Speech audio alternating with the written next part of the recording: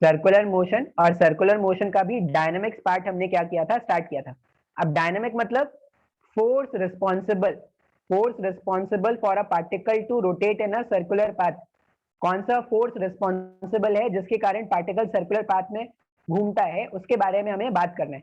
तो मैंने एक फोर्स इंट्रोड्यूस कराया था आपको, दैट वाज सेंट्रिपिटल फोर्स। और ये सेंट्रिपिटल फोर्स के बारे में क्या क्या याद रखना है सर?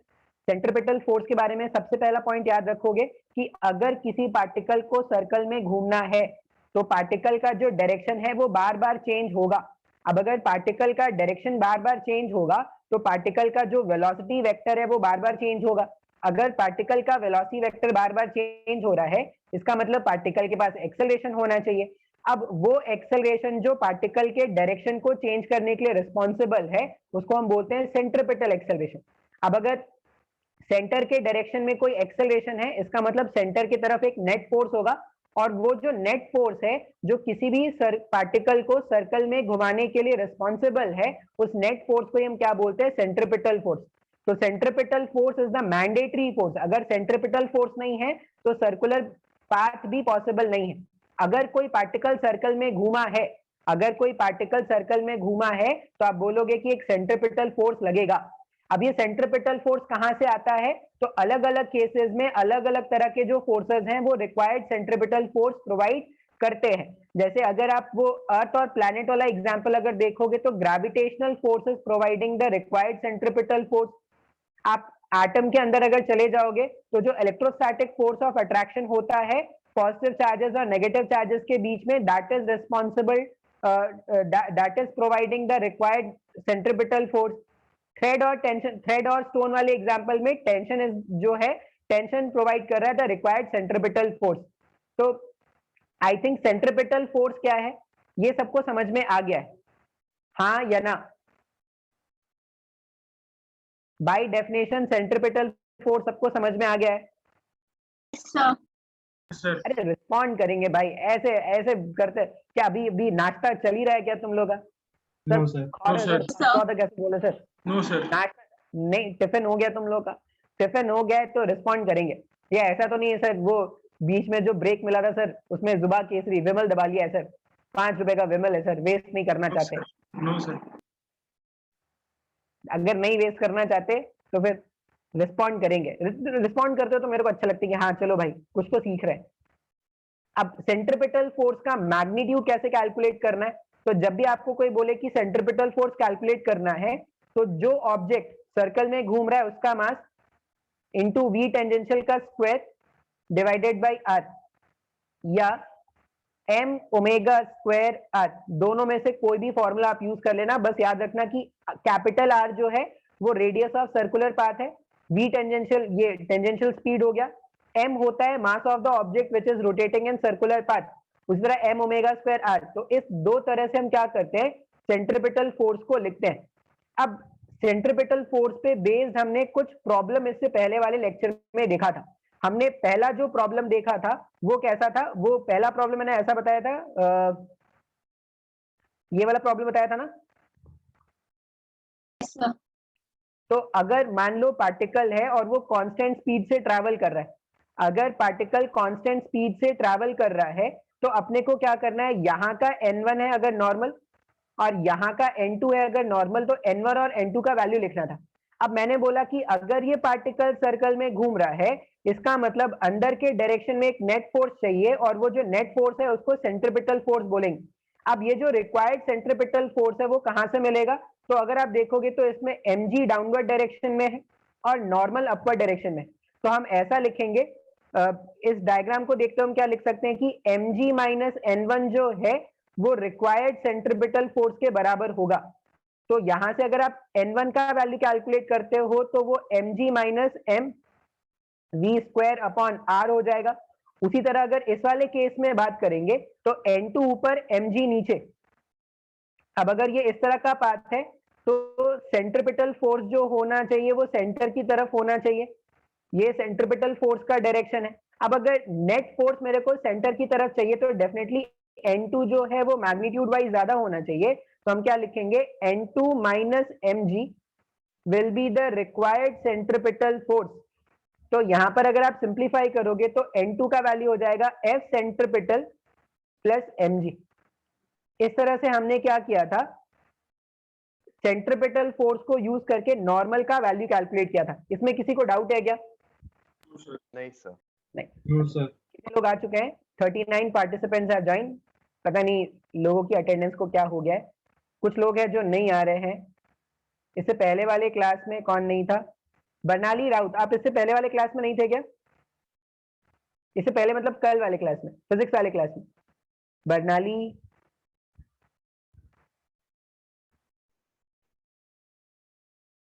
बरनाली आप हो या चले गए?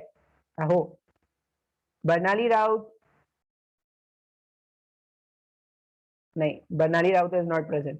ठीक है, वो आज भी उनकी शरीर आई होगी, आत्मा कहीं और है। ठीक है, आत्मा भटकने गई है।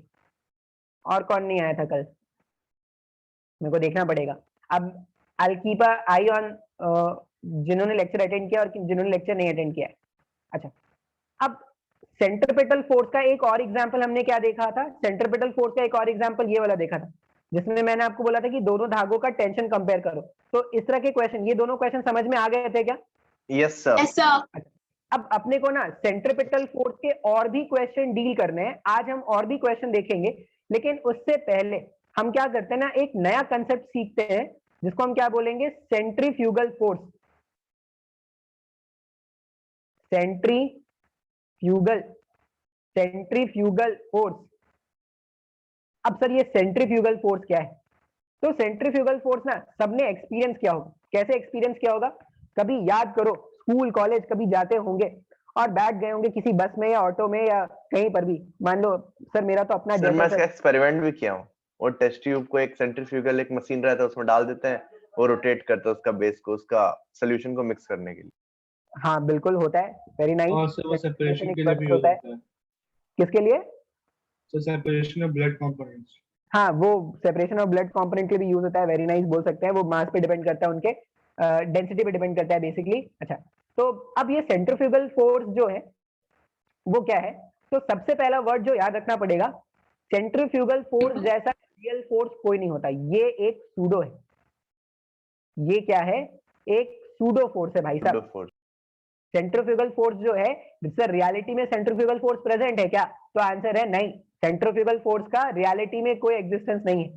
सेंट्रीफ्यूगल फोर्स का एग्जिस्टेंस जो होगा, अगर वो सूडो फोर्स है, मतलब वो नॉन इनर्शियल फ्रेम में उसका सिग्निफिकेंस है। समझने की कोशिश करेंगे, बहुत ज्यादा जरूरी है। अच्छा, अब सेंट्रीफ्यूगल फोर्स आपने कहाँ एक्सपीरियंस किया है? आप याद करो कि अगर आप किसी ऑटो में जा रहे होगे, ठीक है, ऑटो में, बस में, ट्रक में, कोई ट्रक से जाता होगा स्कूल। सर मैं तो अपना ट्रक ले जाता हूँ सर, मेरे को स्कूल वाले ने पार्किंग दे रखा था तो अपना ट्रक में स्कूल पे ही पार्क करता था और ये ट्रक लेके मैं चलता था। अच्छा, अब जब भी आप सर्कुलर पाथ में ट्रैवल कर रहे होगे तो आपने नोटिस किया होगा कि आप ऐसा फील करते हो कि कोई आपको वो जो सर्कुलर ट्रैक है उससे दूर ले जाने की कोशिश कर रहा है। मतलब अगर ऐसा सर्कुलर ट्रैक है, कभी भी नोटिस किया है क्या?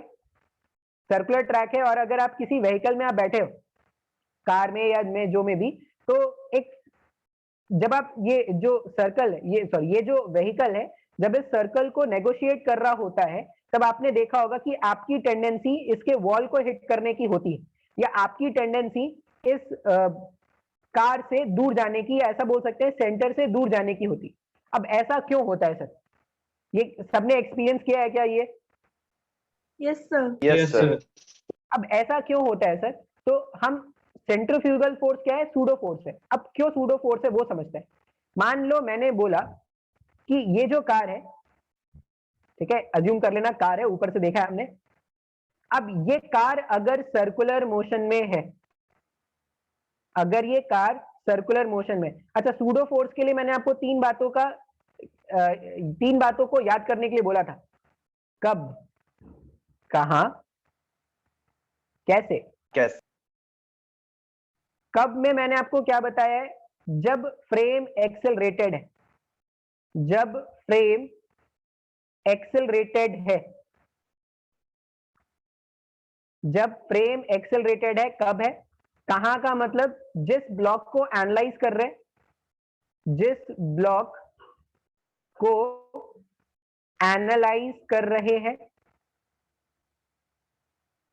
जिस ब्लॉक को एनालाइज कर रहे हैं, और कैसे का मतलब होता है mass of the object into acceleration of the frame reversed, acceleration of the frame reversed. ये बातों का आपको क्या करना था, ये बातें आपको पता होनी चाहिए, ये इन बातों का ज्ञान आपको रखना है। अब यहां पर देखो, अगर मैं बोल रहा हूं कि ये जो कार है, अगर ये कार है, अगर ये सर्कुलर पाथ में ऐसे ट्रैवल कर रहा है, तो ये कैसा फ्रेम होगा, ये कार कैसा फ्रेम होगा, एक्सेलरेटेड या non accelerated?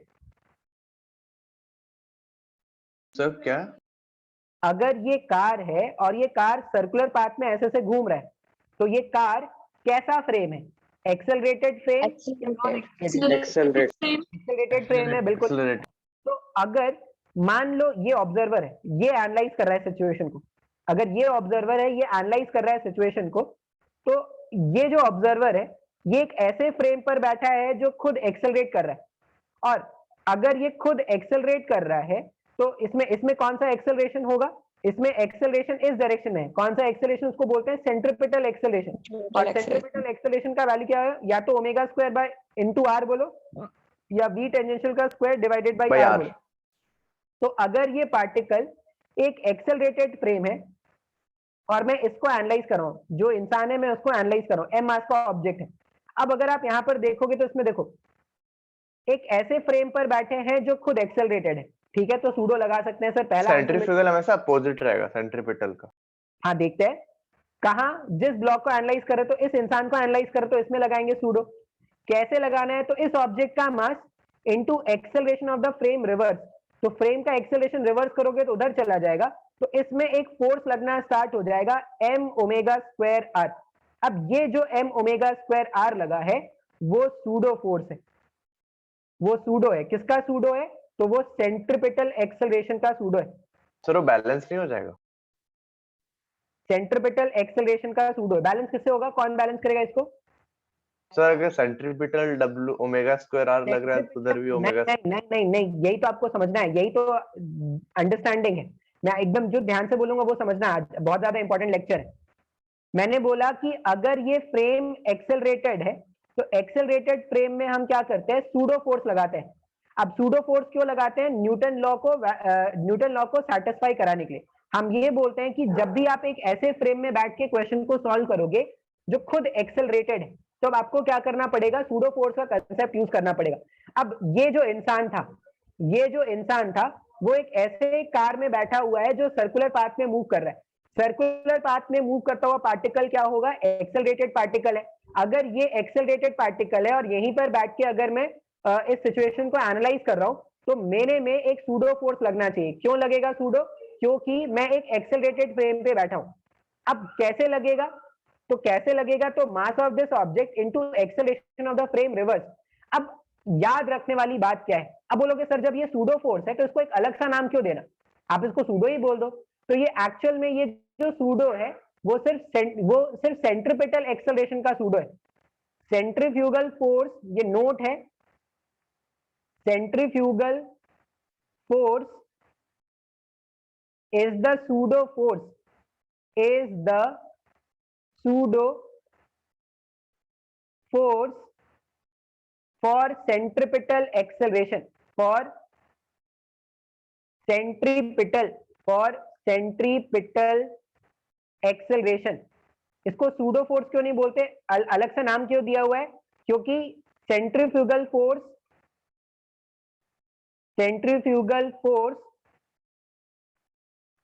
is not the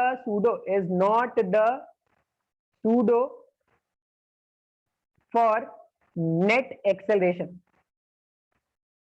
जैसे अगर मान लो ये इसका स्पीड बढ़ भी अगर रहा होता अगर, तो इसके पास एक ए टेंजेंशियल भी होता, एक ए सेंट्रीपिटल भी होता, तो नेट एक्सेलरेशन इस डायरेक्शन में होता। तो अगर आप नेट फोर्स का सूडो लगाते तो कुछ ऐसा लगता। लेकिन हमने क्या बोला है, इसको मैं सेंट्रीफ्यूगल फोर्स क्यों बोल रहा हूं, क्योंकि ये जो सूडो है वो सिर्फ सेंट्रीपिटल फोर्स पे लग रहा है या सेंट्रीपिटल एक्सेलरेशन के कारण लग रहा है, इसलिए मैंने इसको एक अलग सा नाम दिया है, सेंट्रीफ्यूगल फोर्स। तो अब आपको याद क्या रखना है, दो बातों का आपको ध्यान रखना पड़ेगा। अगर आप ग्राउंड के फ्रेम से क्वेश्चन सॉल्व करोगे, मान लो जैसे मैं अगर ऐसा बोलूं हो सकता है थोड़ा मुश्किल लगे ये डाइजेस्ट करने में, लेकिन अपने को एकदम ध्यान से डाइजेस्ट करना है। मान लो ऐसा बोला जा रहा है, ये थ्रेड और स्टोन वाला एग्जांपल लेते हैं। ये स्टोन है, स्टोन को हमने धागे से बांध दिया है और ये जो स्टोन है वो सर्कल में ऐसे रोटेट कर रहा है।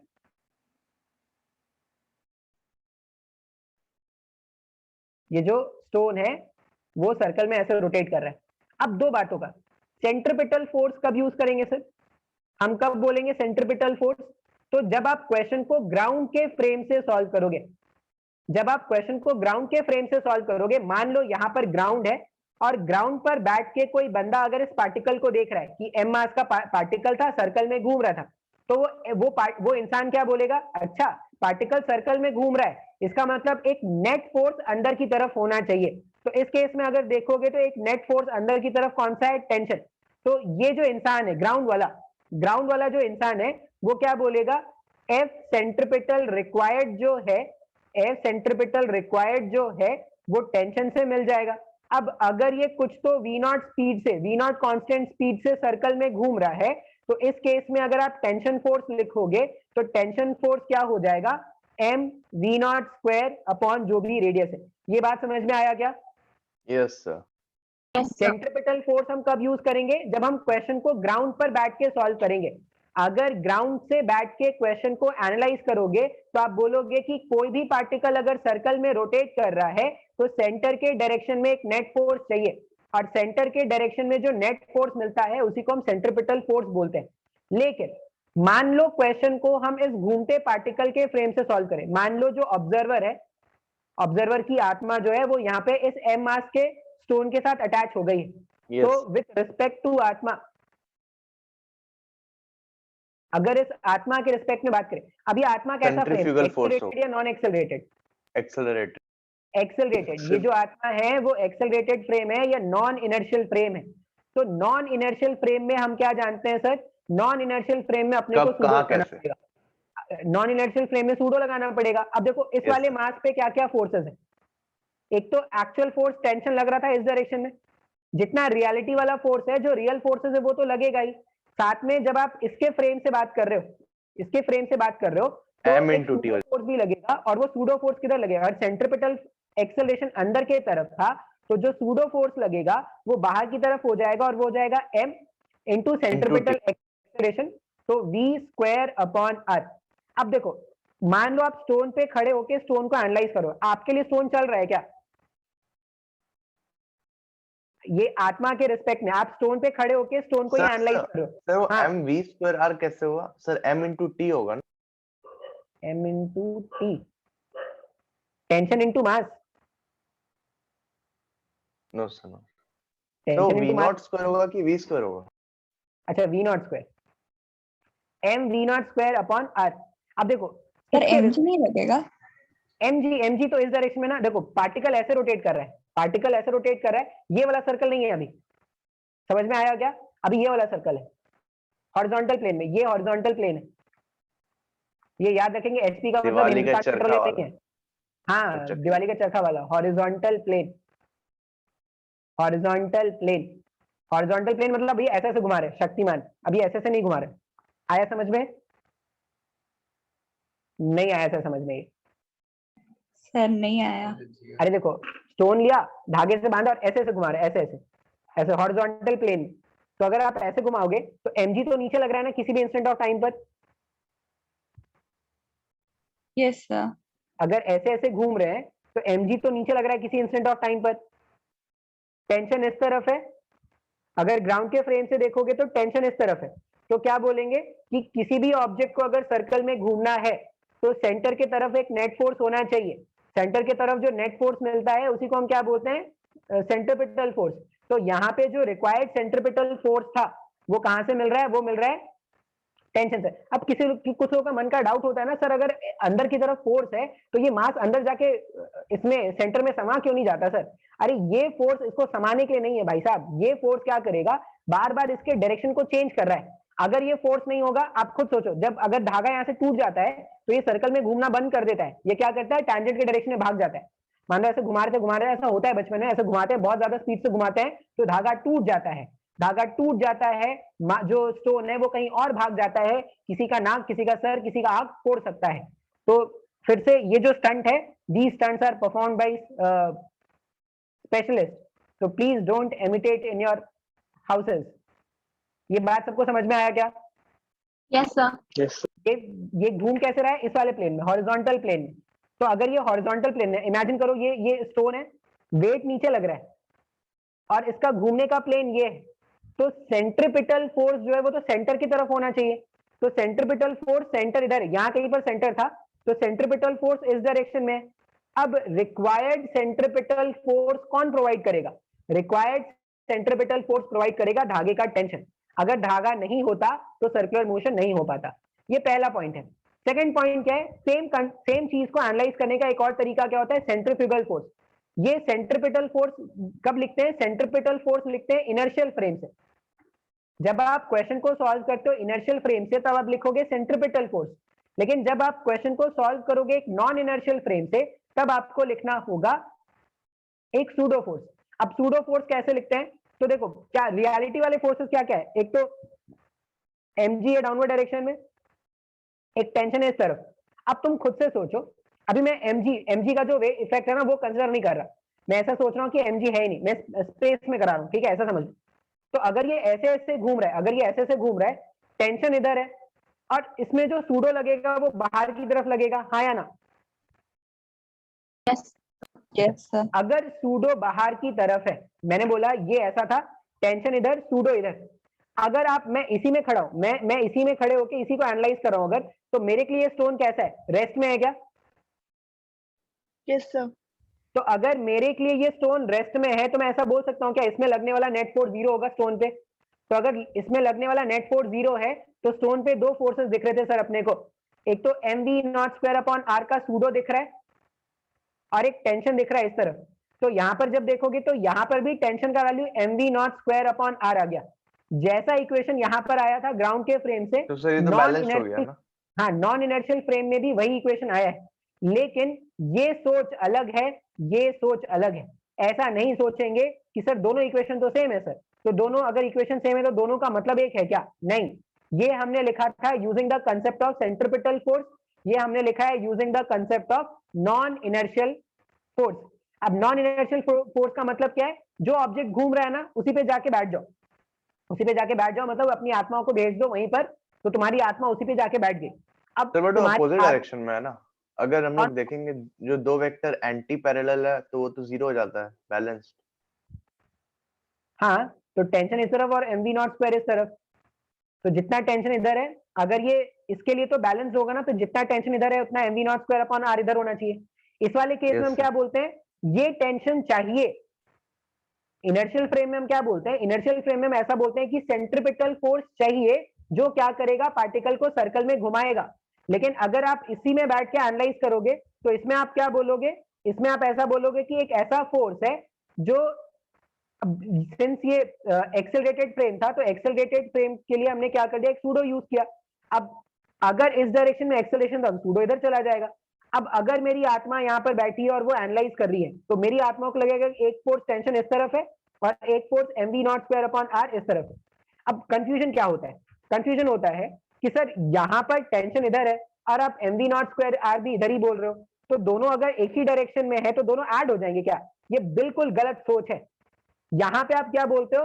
ये टेंशन जो है ये सेंट्रिपिटल फोर्स का काम कर रहा है। यहाँ के केस में ये टेंशन जो है वो रिक्वायर्ड सेंट्रिपिटल फोर्स प्रोवाइड कर रहा है। अगर ये टेंशन नहीं होता तो सेंट्रिपिटल फोर्स भी नहीं होता।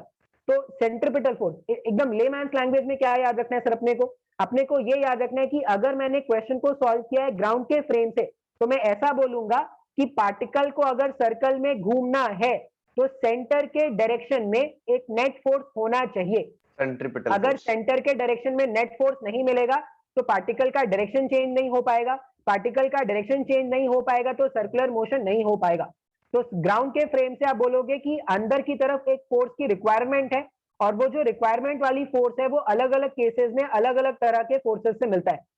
लेकिन जब आप नॉन इनर्शियल फ्रेम से बात करोगे, आप इस घूमते हुए पार्टिकल के फ्रेम पे ही अगर बैठ जाओगे तो आप ये बोलोगे कि अच्छा अगर ये पार्टिकल एक्सेलरेटेड था तो इसमें तो एक सूडो लगेगा। अब इसमें जो सूडो लगेगा वो क्या हो जाएगा, सेंट्रीफ्यूगल फोर्स लगेगा।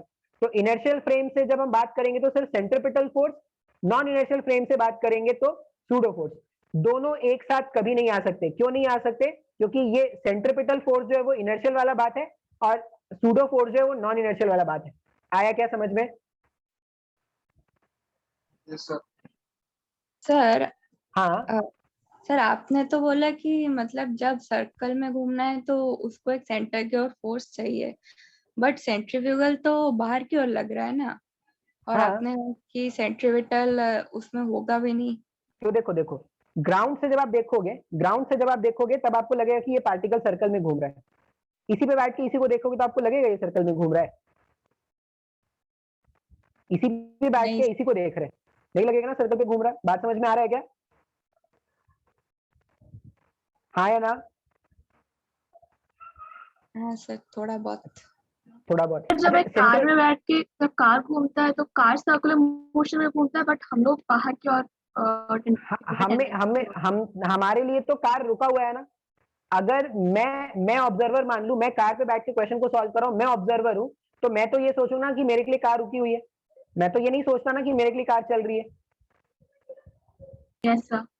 ठीक है ना? हाँ तो सर, समझ आ जब गया। मैं ग्राउंड वाला बंदा ऑब्जर्व करता है, जब ग्राउंड वाला बंदा ऑब्जर्व करता है तो वो बोलता है कि पार्टिकल सर्कल में घूम रहा है। लेकिन ये आत्मा जो है ये ऑब्जर्व करिए, ये थोड़ी बोलेगा कि पार्टिकल सर्कल में घूम रहा है, इसके लिए तो पार्टिकल रुका हुआ है। आया क्या समझ में? Yes sir sir. क्या ये Yes, सेंट्रीफ्यूगल sir. फोर्स अर्थ के भी तरफ एक्ट करता है?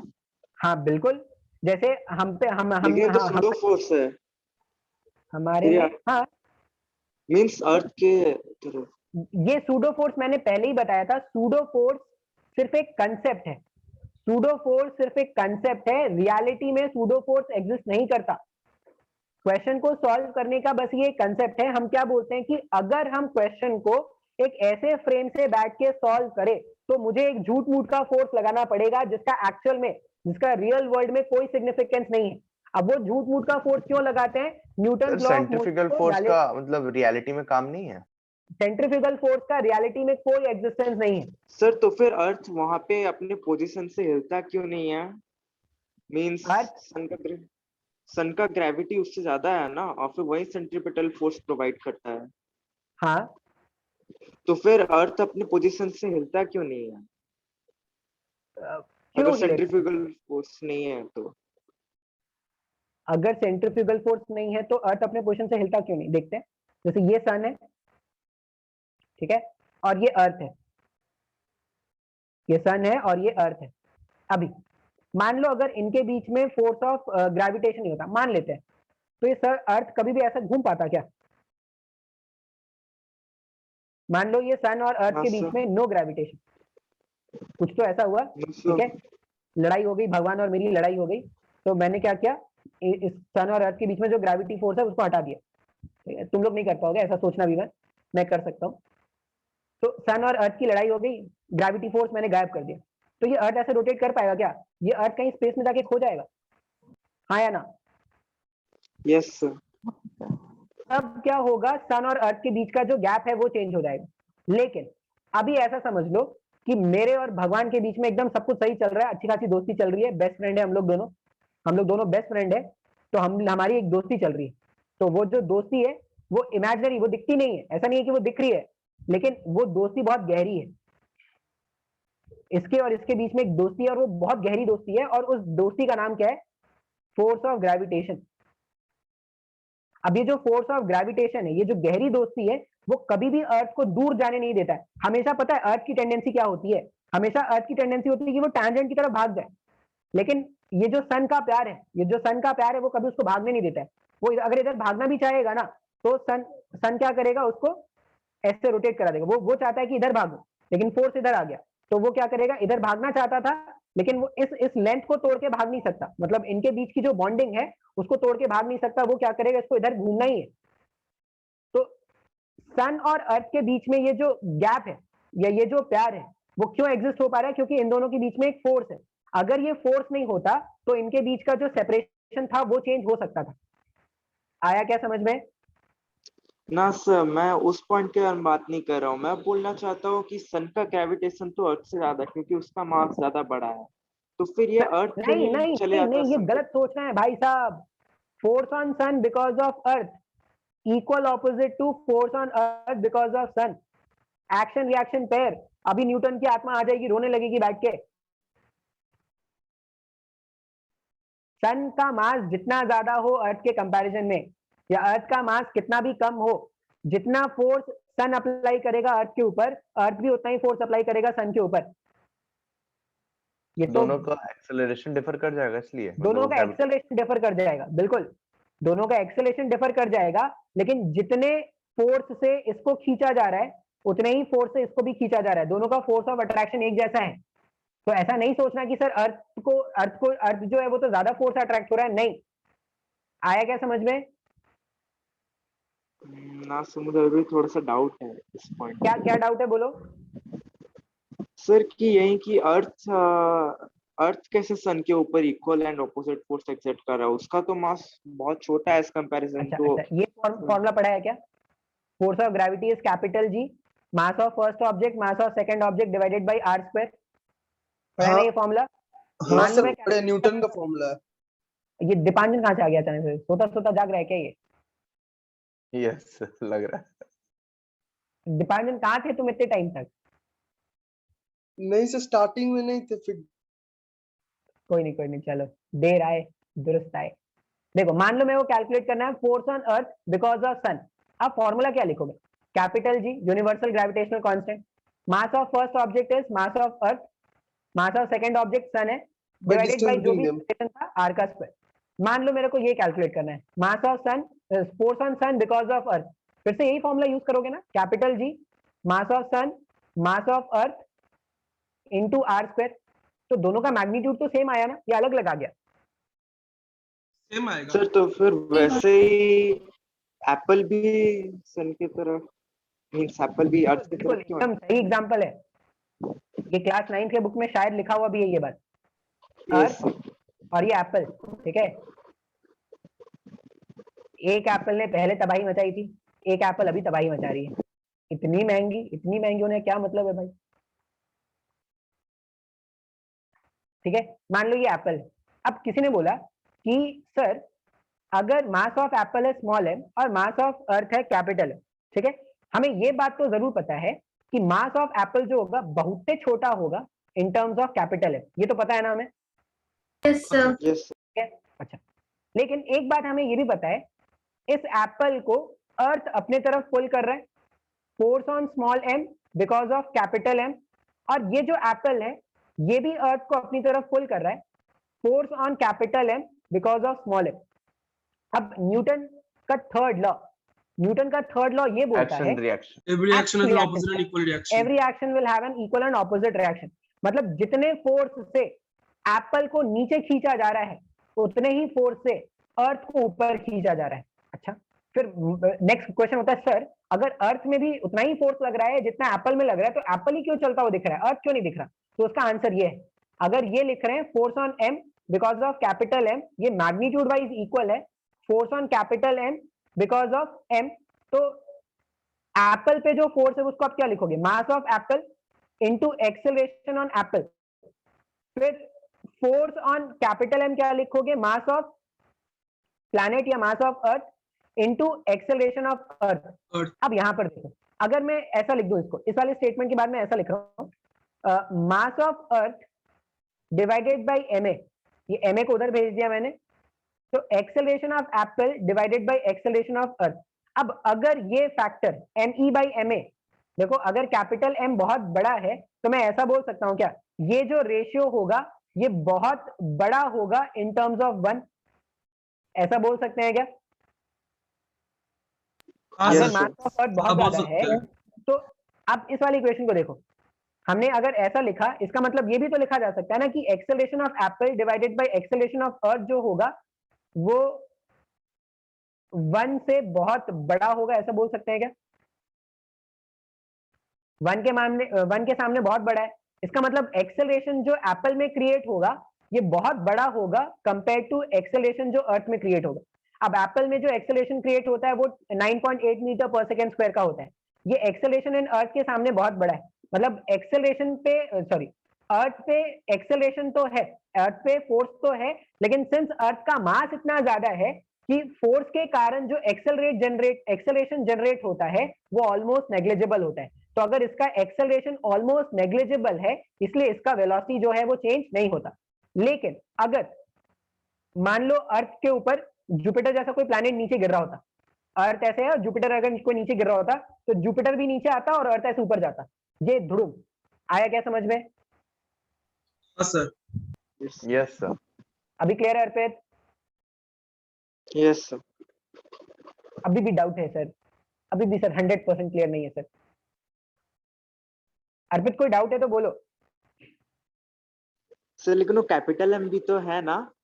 कैपिटल सर क्लियर नहीं है।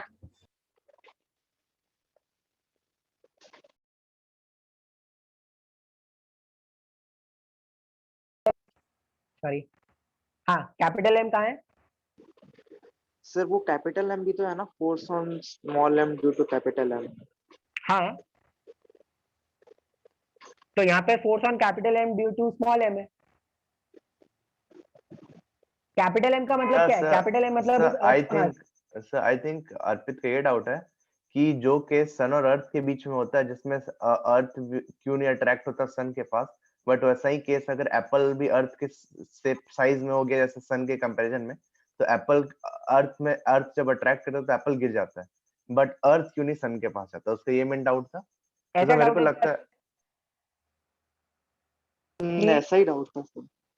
तो ये तो मैंने पहले ही बताया ना कि सन सर मैं बताता हूँ सर, जैसे कि सन और अर्थ में जो इसमें ग्रेविटेशनल कांस्टेंट वाला फॉर्मूला लगेगा, बट अर्थ के अंदर एक फोर्स ड्यू टू ग्रेविटी होता है जो अर्थ एक्सर्ट करता है, दैट इज 9.8, तो वो डिफर कर देता है, इसलिए एप्पल भी अट्रैक्ट हो जाता है और मास भी अर्थ का बहुत है। देखो अगर मेरे को जहां तक समझ में आ रहा है, एक तो लोगों का जो डाउट होता है वो ये होता है कि सर अगर सेंट्रिपिटल फोर्स सेंटर के डायरेक्शन में है तो ये अर्थ सेंटर की तरफ क्यों नहीं चला जाता?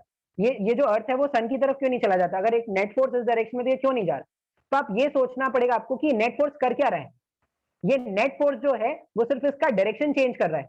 नेट फोर्स सेंट्रिपिटल फोर्स के कारण, सेंट्रिपिटल एक्सेलरेशन के कारण आ रहा है। सेंट्रिपिटल फोर्स क्या करता है?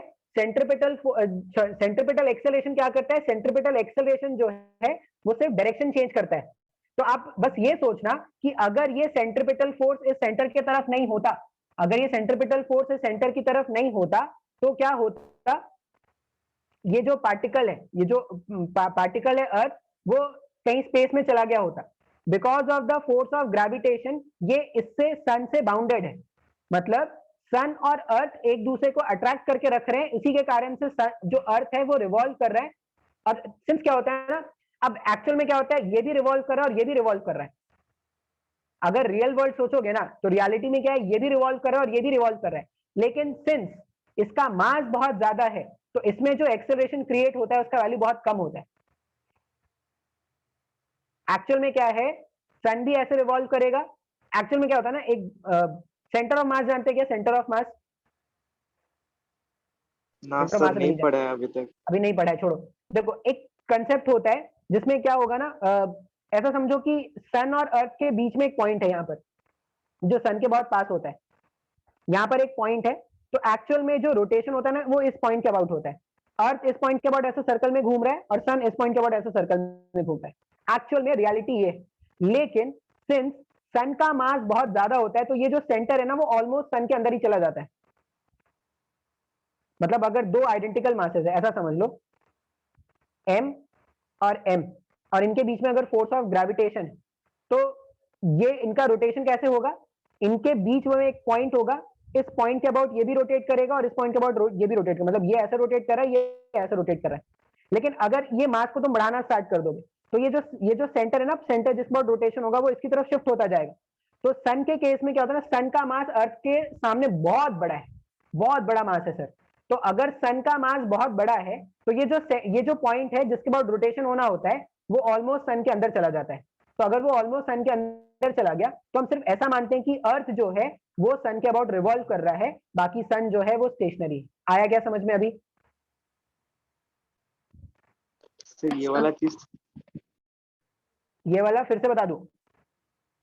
हाँ सर ये वाला फिर से बता देख- दीजिए। देखो, अगर मैं ऐसा बोलता कि दो ऑब्जेक्ट हैं आइडेंटिकल मासेस के, जितना मास इसका उतना ही मास इसका, तो क्या होता? रोटेशन होता। क्यों? ये इसको अट्रैक्ट करेगा इधर, ये इसको अट्रैक्ट करेगा इधर, तो इन दोनों के बीच में एक फोर्स ऑफ अट्रैक्शन है, तो इसको एक फोर्स मिल रहा है सेंटर की तरफ, तो उसके कारण से ये सर्कल में घूमेगा। ठीक है, अब ये m है और ये m है, आप ऐसा समझ लो अगर दोनों आइडेंटिकल मास है तो इनका जो सेंटर ऑफ मास है वो एग्जैक्टली बीच में आ जाता है। अब जो रोटेशन होता है वो सेंटर ऑफ मास के अबाउट होता है, तो सेंटर ऑफ मास के अबाउट ये सर्कल में ऐसे घूमता, सेंटर ऑफ मास के अबाउट ये सर्कल में ऐसे घूमता, जब दोनों आइडेंटिकल मासेस थे तब। अब सन का मास क्या है? वो जो सन है, जिसका भी है, वो जो सन है उसका मास बहुत ज्यादा है अर्थ के कंपैरिजन में। तो अगर अर्थ के कंपैरिजन में सन का मास बहुत ज्यादा है, तो ये जो सेंटर ऑफ मास वाला जो वर्ड है ना, वो ऐसा समझो कि वो सन के अंदर आ जाता है ऑलमोस्ट, क्योंकि सन का मास बहुत ज्यादा है अर्थ के कंपैरिजन में। अब रोटेशन किसके अबाउट हो रहा है? रोटेशन इसके अबाउट हो रहा है, इस पॉइंट के अबाउट, तो अर्थ ऐसे ऐसे रोटेट करेगा, ऐसे। सन में रोटेशन, अब बोलोगे सर सन में भी रोटेशन होना चाहिए ना, तो सन में भी रोटेशन हो सकता था, सन में भी रोटेशन हो सकता था, या सन भी रोटेट कर भी रहा होगा, तो इस पॉइंट के बाद रोटेट अगर ऐसे ऐसे कर भी रहा होगा, तो वो इतना ज्यादा, उसका एक्सेलरेशन इतना ज्यादा होता नहीं कि आप वो कंसिडर कर सको। क्यों नहीं होता? क्योंकि मास ऑफ सन बहुत ज्यादा होता है। आया समझ में अभी? सेम अर्थ कैसा हो गया? सेम कैसे? अर्थ और एप्पल वाला एग्जांपल कैसा हो गया? बिल्कुल बिल्कुल अर्थ वैसे का ही मास ज्यादा है। अब आप पढ़ सकते हो इसको, क्या बोलते हैं, 2 स्टार सिस्टम। आप क्या करना, कहीं पर भी देखना 2 स्टार सिस्टम, शायद ये समझ में आ जाए। अगर जिसको भी इस वाले कंसेप्ट में डाउट लग रहा है वो ये समझ लेगा 2 स्टार सिस्टम, या थोड़ा इंतजार करेगा, इंतजार का थोड़ा मजा लेंगे। हम किसी दिन आएंगे ग्रेविटेशन वाले चैप्टर में। हाँ, ग्रेविटेशन वाले चैप्टर में मैं ये खुद बताऊंगा 2 स्टार सिस्टम। लेकिन किसी को लग रहा है कि नहीं सर मेरे को 2 स्टार सिस्टम जल्दी जानना है, तो वो नेट में सर्च कर सकता है, यूट्यूब में सर्च कर सकता है। अभी समझ में आया क्या? Yes sir. पक्का अर्पित? यस। ओके, तो आई होप सेंट्रीफ्यूगल फोर्स सबको समझ में आया होगा। सेंट्रीफ्यूगल फोर्स और सेंट्रीपिटल फोर्स एकदम याद क्या रखेंगे। सेंट्रीपिटल फोर्स कब यूज करेंगे? जब क्वेश्चन को सॉल्व करेंगे ग्राउंड के फ्रेम से। जब क्वेश्चन को ग्राउंड के फ्रेम से सॉल्व करोगे तो आप ऐसा बोलोगे कि अगर किसी पार्टिकल को सर्कल में घूमना है तो सेंटर के तरफ एक नेट फोर्स होना चाहिए। सेंटर के तरफ जो नेट फोर्स होता है उसको सेंट्रीपिटल फोर्स कहते हैं, और वो जो सेंट्रीपिटल फोर्स है वो रिस्पॉन्सिबल है to change the direction of the particle. हर एक इंस्टेंट पे जो पार्टिकल का डायरेक्शन में चेंज आ रहा है वो सेंट्रीपिटल फोर्स के कारण आया है। नेक्स्ट कंसेप्ट क्या होता है? Centrifugal force. सेंट्रीफ्यूगल फोर्स में सबसे पहला बात ये याद रखना है कि आत्मा ऑब्जेक्ट सेंट्रीफ्यूगल के ऊपर फोर्स है। का एक्चुअल में कोई एग्जिस्टेंस नहीं है। सेंट्रीफ्यूगल फोर्स जस्ट एक एक्सप्लेनेशन है, जस्ट एक कंसेप्ट है। सेंट्रीफ्यूगल फोर्स कब अप्लाई करेंगे? जब हम एक ऐसे फ्रेम में बैठ जाएं जो खुद सर्कल में रोटेट कर रहा है। तो अगर सर्कल में रोटेट करने वाले पार्टिकल पे बैठ जाओगे तो वो एक एक्सेलरेटेड फ्रेम हो गया। जब भी हम एक्सेलरेटेड फ्रेम पर बैठते हैं तो एक सूडो फोर्स कंसीडर करना पड़ता है in order to satisfy the Newton's law. तो हम क्या करेंगे, अगर एक ऐसे फ्रेम में बैठ के क्वेश्चन को सॉल्व कर रहे हैं जो एक्सेलरेटेड है, जैसे इस वाले केस में पार्टिकल जो सर्कल में घूम रहा है वो खुद एक्सेलरेटेड है, तो उसमें बैठ के अगर आप क्वेश्चन को एनालाइज करोगे तो आपको क्या करना पड़ेगा, एक सूडो फोर्स का हेल्प लेना पड़ेगा, जिसको हम क्या बोलेंगे, सेंट्रीफ्यूगल फोर्स। आया क्या समझ में ये? इसका मतलब अर्थ और सन के केस में सेंट्रीफ्यूगल हाँ। फोर्स नहीं होता है। एक्चुअल में है ही नहीं सेंट्रीफ्यूगल फोर्स। अगर एक्चुअल में सेंट्रीफ्यूगल फोर्स होता तो हम लोग अर्थ से बाहर नहीं चले गए होते क्या? अर्थ ऐसे घूम रही है, मान लो अर्थ ऐसे घूम रहा है, अर्थ एक फ्रेम है, इसमें लग रहा है सूडो फोर्स। अब सूडो इधर भी लग रहा है, इधर भी लग रहा है, तो सब सारे सूडो फोर्स आपको मिलकर उड़ा नहीं देते क्या? बात समझ में आ रहा है क्या? ओके, अब क्वेश्चन को सॉल्व कैसे करेंगे? तो दो तरीके से सॉल्व कर सकते हैं, जो क्वेश्चन हमने इससे पहले वाले क्लास में देखा था। 4 kg 4 kg, ये T1 और ये T2। अब मान लो अगर मैं इस 4 kg, ये फर्स्ट वाला ऑब्जेक्ट है और ये सेकंड वाला ऑब्जेक्ट, अगर मेरा ऑब्जर्वर यहां पर बैठा हुआ है, मैंने आपको बोला था ये ओमेगा के स्पीड से ऐसे ऐसे रोटेट कर रहा है। मान लो अगर ये यहां पर बैठा हुआ ऑब्जर्वर, फॉर ऑब्जर्वर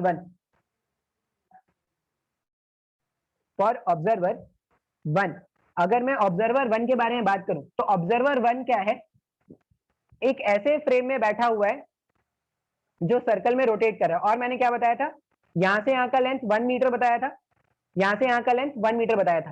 तो जब आपने ग्राउंड फ्रेम से सॉल्व किया तो आपने बोला था T2 जो है वो रिक्वायर्ड सेंट्रिपिटल फोर्स प्रोवाइड कर रहा है, हाँ या ना, ऐसा बोला था क्या? हाँ सर, हाँ सर। अच्छा, Yes. इस केस में अगर मैं ऑब्जर्वर 1 के बारे में बात करूं तो एक तो रियल फोर्स है T2 in the invert direction, और अगर ये एक एक्सेलरेटेड फ्रेम है तो इसमें सूडो लगेगा बाहर के साइड में। अब कितना सूडो लगेगा, तो 4 इंटू एम ओमेगा स्क्वायर, और रेडियस कितना है, रेडियस है 2। तो T2 का वैल्यू, अब देखो इस 4 kg के, अगर मैं 4 kg पे बैठ के 4 kg को एनालाइज करूंगा तो मेरे के लिए तो ये 4 kg वाला ब्लॉक रुका हुआ है, मतलब जितना फोर्स अंदर की तरफ है उतना ही फोर्स बाहर की तरफ होना चाहिए। तो मैं इक्वेशन कैसा लिखूंगा, T2 is equal to 8 omega square, लिख सकते हैं क्या ऐसा? Yes sir. ओके, मान लो अगर मैं बोलूं कि एक ऑब्जर्वर है, ऑब्जर्वर 2, फॉर ऑब्जर्वर 2 में अगर मैं इस 4 kg वाले ब्लॉक के बारे में बात करूं तो पहले जो एक्चुअल फोर्सेस है वो तो दिखाना पड़ेगा ना सर। T1 दिखा दिया इस डायरेक्शन में, T2 दिखा दिया इस डायरेक्शन में। अब अगर ये ऐसे घूम रहा है तो इसमें जो सेंट्रीफ्यूगल लगेगा वो सर्कल से बाहर की तरफ लगेगा, और इसका वैल्यू हो जाएगा, मास है 4 ओमेगा स्क्वायर इंटू 1। अब फिर से ऑब्जर्वर 2 के रिस्पेक्ट में अगर 4 kg वाले ब्लॉक को देखोगे तो वो तो यही बोलेगा ना कि जितना फोर्स इधर होना चाहिए उतना फोर्स इधर होना चाहिए। तो ये वापस इक्वेशन कैसा बता रहा है, T1 is equal to 4 omega square plus T2। Omega square. अब T2 का वैल्यू यहाँ पे पुट कर दो तो T1 का वैल्यू कितना हो जाए, 8 omega square plus 4 omega square. T1 का वैल्यू वापस से 12 ओमेगा स्क्वायर आ गया, और T2 का वैल्यू पहले से फाइंड आउट किया था 8 ओमेगा स्क्वायर। फिर से अपना जो रेशियो है वो 3:2 का आ जाएगा, हाँ या ना? हाँ सर। इस बार वापस से T1 T2 कैलकुलेट करेंगे तो 12 omega square divided bye 8 omega square, तो 3:2 का रेशियो आ गया। अब यही तो हमने इससे पहले वाले क्लास में भी कैलकुलेट किया था। इसका मतलब ये है आप किसी भी क्वेश्चन को सर्कुलर मोशन के कंसेप्ट से भी सॉल्व कर सकते हो, और किसी भी क्वेश्चन को आप सेंट्रीपिटल फोर्स से भी सॉल्व कर सकते हो, और सेंट्रीफ्यूगल से भी सॉल्व करोगे। सेंट्रीपिटल से कब सॉल्व कर रहे हैं, जब ग्राउंड पे बैठ के क्वेश्चन को सॉल्व करेंगे तो ये अच्छा बोलेंगे। सर, एक डाउट है। हाँ बोलो सर, बोलो। Centripetal force is equal to centrifugal force हमेशा होगा? नहीं, ये सोचना ही नहीं है ना, वो कैसे, सेंट्रीपिटल फोर्स अलग कहानी में लग रहा है, सेंट्रीफ्यूगल फोर्स अलग कहानी में लग रहा है। दोनों मैग्नीट्यूड वाइज सेम हो जाता है लेकिन दोनों इक्वल है ऐसा बोलना गलत होगा। सेंट्रीपिटल फोर्स अलग कंसेप्ट है, सेंट्रीफ्यूगल फोर्स अलग कंसेप्ट है, दोनों को एक में नहीं मिलाएंगे। सेंट्रीपिटल फोर्स तब आता है जब क्वेश्चन को इनर्शियल फ्रेम से सॉल्व करते हैं, सेंट्रीफ्यूगल फोर्स तब आता है जब क्वेश्चन को नॉन इनर्शियल फ्रेम से सॉल्व करते हैं। आ रहा है क्या समझ में बात? Yes sir. भारी कंफ्यूजन है सर, अभी भी नहीं आया ना समझ में? सर मेरे को थोड़ा थोड़ा। 31 पार्टिसिपेंट्स हैं अभी भी, कोई ऐसा है जिसको नहीं समझ में आ रहा है ये सब? आया है सर, थोड़ा रिवाइज करेंगे तो अच्छे से हो जाएगा। आया है, थोड़ा रिवाइज करेंगे तो अच्छे समझ में आएगा। ठीक है, अपन अभी मैं जब भी क्वेश्चन सॉल्व कराऊंगा ना तो दोनों तरीके से सॉल्व कराऊंगा, मैं सेंट्रीपिटल से भी सॉल्व कराऊंगा, मैं सेंट्रीफ्यूगल से भी सॉल्व कराऊंगा। दोनों का डर आपको खत्म हो जाएगा, आप टेंशन मत लो। अभी हम लोग क्लासेस में और देखेंगे अभी, ठीक है ना? तो अभी इतना ही रहने देते हैं, आज के लिए इतना ही, मिलते हैं अगले दिन, तब तक थैंक के यू लिए। सर। Thank you sir. कोई कुछ पूछ रहा है क्या? Thank you thank you sir. भाई।